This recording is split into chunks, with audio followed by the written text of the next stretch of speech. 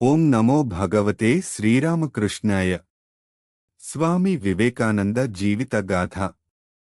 నరేంద్రుని దివ్య దర్శనాలలో ఒకటి బుద్ధ దర్శనం. దానిని స్వామి వివేకానంద వచనాలలో విందాం.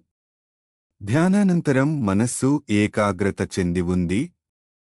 ఆ స్థితిలో ప్రశాంతతే మూర్తి భవించిన ఒక సన్యాసి నాతో ఏదో చెప్పనభిలషిస్తున్నట్లు నన్నే తదేకంగా చూస్తూ కాసేపు నిలబడ్డాడు.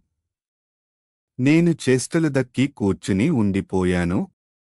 హఠాత్తుగా ఏదో తెలియరాని భయం నన్ను ఆవరించింది.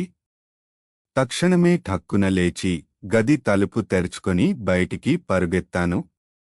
కాని ఆ తరువాత అలా పలాయనం చిత్తగించడం మూర్ఖత్వమని, లేకపోయుంటే ఆయన నాతో ఏదో చెప్పి ఉండేవారని భావించాను.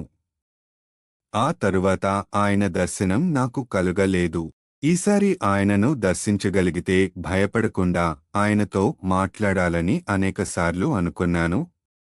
కాని మళ్ళీ ఆయన నా వద్దకు రానేలేదు. బహుశా బుద్ధుడే ఉండవచ్చునని ఇప్పుడు అనుకొంటున్నాను.